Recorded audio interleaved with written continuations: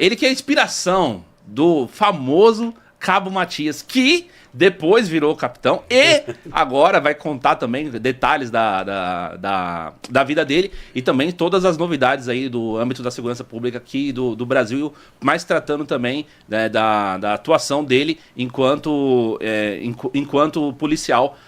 Batista, seja muito bem-vindo aqui ao Redcast. Muito obrigado, eu agradeço o convite, estou lisonjeado aqui com o companheiro Pimentel, de longa data. É um prazer realmente, mas eu nunca fui cabo, tá? Eu só posso te explicar que eu nunca fui cabo. Nada contra, estimo todos os postos e graduações, mas no filme, por exemplo, eu sempre fui tenente e capitão. Aspira tenente capitão. E hoje eu sou coronel da Polícia Militar da Reserva. Comandou o choque, comandou o COI. Subcomandei o BOP, comandei o choque, comandei o 9º, comandei a Academia de Polícia, comandei o 18º Batalhão e comandei, finalmente, o Comando de Operações Especiais. O Comando de Operações Especiais, que é o COI, que está acima do BOP, correto? Sim, está acima do BOP, do choque, do Batalhão de Ações com Cães, do Batalhão do Grupamento Aeromóvel e do Centro de Instrução e Pesquisa Policial. Perfeito. Júlio, deixa eu te atualizar aqui. Em podcast a gente não fala isso porque não dá tempo eventualmente, mas vamos lá. Eu fui instrutor do Batista no BOP. Eu cheguei um ano antes do Batista no BOP. Eu fiz o curso de 95, o Batista fez de 96, não é isso? Isso, exatamente. Então ele foi meu aluno. Mas nós nos conhecíamos da academia. E quando o Batista chegou no BOP, me chamava a atenção que ele veio do batalhão do Leblon, que é um batalhão do bairro mais nobre do Rio de Janeiro. Me chamou a atenção que ele era aluno da PUC. A PUC é a principal universidade do Rio de Janeiro no que se refere a direito. Ela é privada, onde estuda a elite do Rio de Janeiro. Então, um policial estudar na PUC era algo totalmente fora da curva. E ele me explicou que ele era bolsista na PUC, depois ele conta a história. E era engraçado a gente conversar no BOP sobre operações nas favelas, repressão ao tráfico, à maconha, e ao mesmo tempo ter um colega do BOP que era tenente, comandava equipes de operações especiais e era aluno da PUC. Então esse dilema, eu tinha muita curiosidade sobre isso. Eu ia ele separava um tempo de manhã para estudar um código de processo penal, eu ia na mesa dele, jogava o código no chão, vai tomar no cu, vai estudar porra nenhuma, vai ficar com a gente nessa merda aqui. Ele ria e ia contando. Desse momento, 96, 97, 98, surge a primeira ideia nossa de colocar isso no papel, para contar as histórias de um policial do BOP que fazia direito na PUC. Sabe? Uhum. Essa era a verdadeira argumentação que eu ofereci para o Zé Padilha. A história do nascimento ela vem depois, mas a nossa ideia inicial para um filme era a história de um jovem preto, oficial do BOP, que realizava operações policiais, que estudava na PUC e entrava em debates loucos com a turma, mas a turma não sabia que ele era policial. Isso que eu queria perguntar. De 0 a 100%, o quão o filme Tropa de Elite representa ali a vida do Matias? Tanto na questão de o Matias policial, quanto na questão do Matias estudante de Direito na PUC.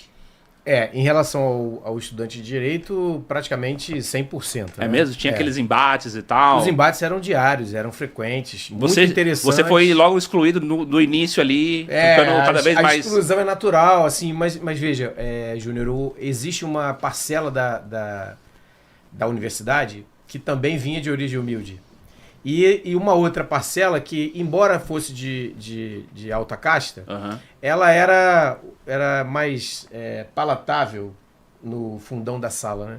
Então tinha amigos muito ricos, tinha gente com muito dinheiro, mas tinha gente também que vinha de universidades, vinha de áreas carentes. Explica que a PUC dava bolsa, né? Dava bolsa para alunos carentes de comunidade. Ela primeiro fazia um vestibular, né? A pessoa concorria ao vestibular, como outra qualquer, mas ela ia lá e passava no vestibular e ingressava com a bolsa. Então, assim, de uma forma ou de outra, eu tinha, sei lá, 90% de desconhecidos, mas 10% da turma era um grupo que já me conhecia, porque afinal também não tinha como eu não falar da polícia, né, o tempo inteiro, vivia a polícia o dia inteiro. Sim. Chegava à noite, Não tinha como eu esconder que era polícia. A cena de você sendo, entre aspas, levado até o morro onde você ia participar das atividades da ONG e toda aquela questão de você, eu vou embora e tal, e conhecer brevemente ali aquele pessoal, e aí você se tocar que não é lugar de policial estar, né? E você ir embora, aquilo também foi real. A gente quis muito transmitir essa ideia de que favela não é lugar para policial, né? E isso era extensível, né, Pimentel? O Pimentel sabe disso.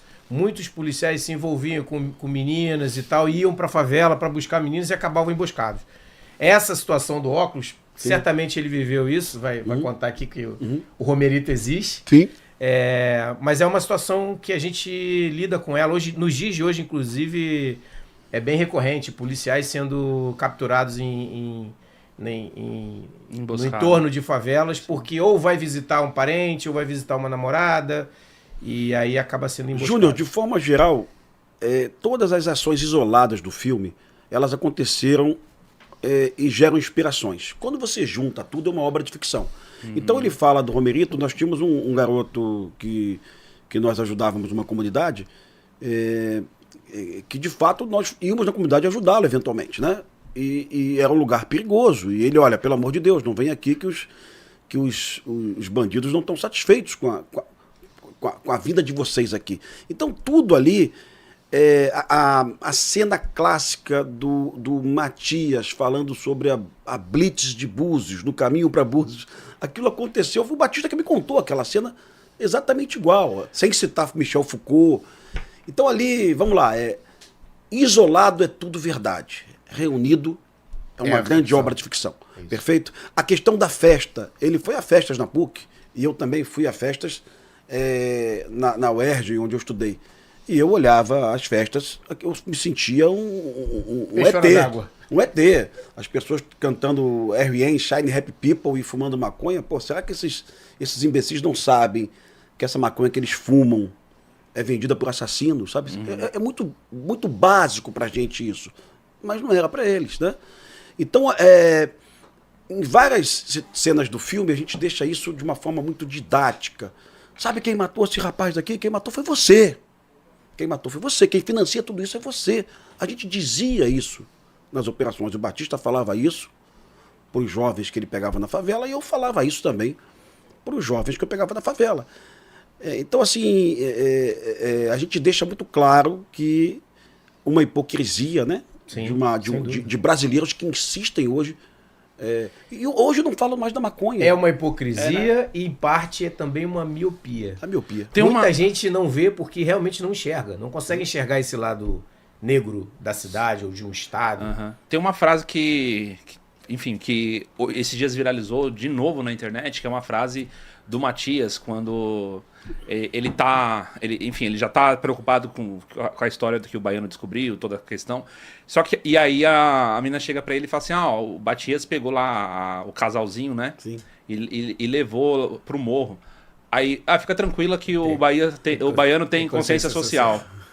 E essa frase do Baiano tem consciência social, tipo assim, meio que joga essa questão também, né? Tipo assim, você tá pedindo pro policial resolver um problema de um cara que você até então achava que não tinha problema. Exatamente isso. A miopia acaba? A miopia Quando acaba. ela te atinge, percebe? Quando ela chega muito próximo, quando a violência chega próximo da gente, né? Das pessoas, elas se ligam. Se ligam. E aí... Elas acordam, né, Batista? Mas fica tranquilo porque o Baiano tem consciência social. Fica tranquilo, ele é um libertário, ele não vai fazer nada com esse humanista, né? Mas humanista. E a miopia continua existindo em todas as áreas. Eu vou te dar... Tu fuma vape, Júnior? Não. Não mesmo, né? Não fumo mesmo. Então, assim, ontem eu estava falando com um grupo de médicos que eu conhecia, nenhum fumava vape, graças a Deus, mas eu estava explicando para eles, olha, o Brasil tem 6 milhões de usuários de vape hoje, 6 milhões. Partindo da premissa que o vape não é autorizado pela Anvisa, partindo da premissa que todo o vape no Brasil é contrabandeado pelo PCC, via Porto de Santos, todo brasileiro que fuma vape é míope, porque está ajudando o PCC, que é uma organização, na minha opinião, terrorista, que mata muitas pessoas. Sim. Mas vai explicar isso para os jovens que estão na porta das baladas hoje. Você deve ter uma porrada de amigo que fuma vape. Tem. Uma porrada. Eu tenho uma porrada de amigo que fuma vape, Batista deve ter também. É, não. Eu acho essa... Né? Tem não? Eles escondem. Eles escondem? Não.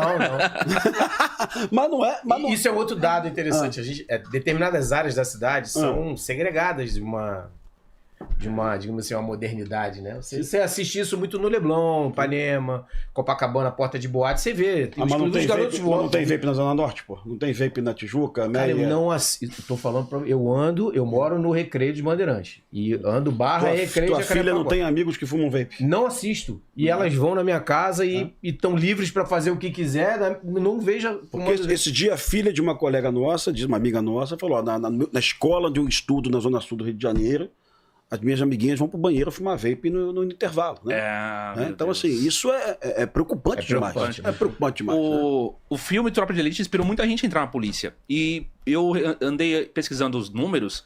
Cada vez mais a gente tem, tipo, um número menor, né? Todo ano tá diminuindo o número de pessoas que estão fazendo a inscrição, por exemplo, para concurso. Eu sei que em Minas Gerais está acontecendo isso, em São Paulo está acontecendo isso. E muita gente faz, na verdade, assim, a pessoa entra...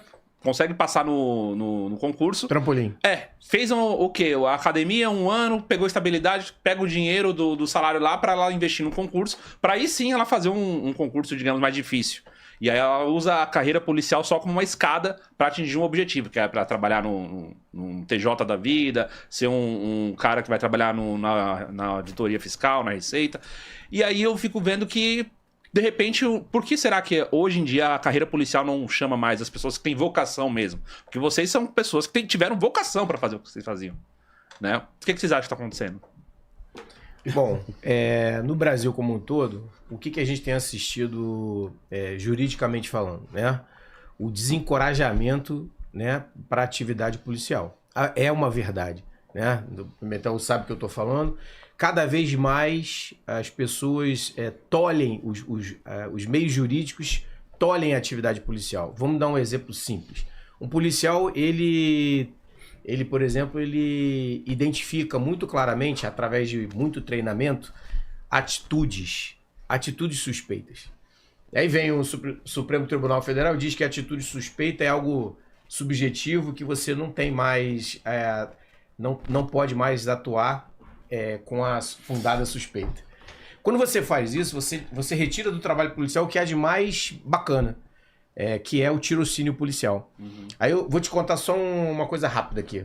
Eu comandava o 9º Batalhão, um policial reformado foi desarmado num posto de gasolina e morto com a própria arma. Os bandidos pegaram um táxi e foram em direção a uma determinada localidade. Uma viatura passou por ele às 5 horas da manhã. Só que a viatura, quando passou pelo táxi, viu que o táxi estava rebaixado. E vamos voltar. Voltaram. Os garotos não tinham absolutamente nada. Não tinham arma, não tinham drogas. Os assassinos. Não tinham nada. Nem sequer vestígios de sangue, nada, absolutamente nada. Mas os policiais permaneceram ali, conversando com eles, ligaram ao rádio no volume mais alto. E assim que veio pelo rádio a notícia de que um policial militar reformado tinha sido baleado, eles separaram os indivíduos e acabaram descobrindo que eles jogaram a arma no caminho porque viram a viatura fazendo a volta, a curva, e aí prenderam os 2 elementos que tinham assassinado um policial militar reformado. Para esclarecer o teu público, toda essa conduta que gerou a prisão desses 2 assassinos, toda essa conduta, pro STJ é ilegal. E pro STF também. Toda a conjunta, toda a conduta, tudo isso que levou todas à prisão, as fases da conduta, exatamente. Eu tô te falando isso claramente porque você acompanhou aí que há 2 meses do Brasil, uma corte no Brasil entendeu que 400 quilos de cocaína numa aeronave, a abordagem foi equivocada. Por que a polícia? Porque a polícia não tinha informação de inteligência, porque a polícia abordou a aeronave a bel prazer. A gente aborda a bel prazer. Sem mandado de busca e apreensão. A gente aborda a bel prazer em função do tirocínio policial. Exatamente isso. Essa aeronave não deveria estar passando aqui essa hora, não tem rota, né? Essa pessoa não devia ter mudado de rua. Eu acho que eu contei para você sobre um policial do meu batalhão, muito experiente, que prendeu um jovem, um jovem branco, porque ele mudou de rua quando estava na calçada. Ô, capitão, muito esquisito, ele não devia ter mudado de calçada. Vou abordá-lo. Tinha um fuzil desmontado na mochila. Ele tinha roubado o fuzil de um quartel do Exército, preso, condenado. Essa abordagem hoje, na opinião dos nossos ministros do STF, de quase todos eles, não de todos, é absolutamente legal. sabe? Absolutamente legal. Então, você perguntou por que as pessoas estão abandonando a carreira policial. As pessoas estão desiludidas, desmotivadas, desencorajadas. O STF, ele diz que o policial está sempre errado. O Lewandowski, ele afirma categoricamente, mentindo, que a polícia prende errado e o judiciário é obrigado a soltar. Por que ele está mentindo? Porque ele esqueceu de dizer para a população brasileira que quase a totalidade das prisões são em flagrante. Você tem o crime, o criminoso, a arma, a res furtiva e a vítima. Você dispensa até o inquérito policial, mas ele não diz isso. Ele joga pra galera, pra uma plateia, para aqueles jornalistas ativistas, né? A polícia prende mal e nós somos obrigados a soltar. Meu Deus do céu, 400 quilos de cocaína no avião. Onde é que a polícia prendeu mal? Conheça o Cotai Project. O Cotai Project pretende desenvolver um ecossistema financeiro global que dará 100% de anonimato, liberdade geográfica e financeira para todos os usuários de criptomoedas do mundo. O ecossistema consiste em uma corretora de criptomoedas, um banco digital internacional e um gateway de pagamento em cripto. Tudo isso dentro da Cotai Wallet. Não perca essa oportunidade e acesse o nosso site. Link na descrição do vídeo.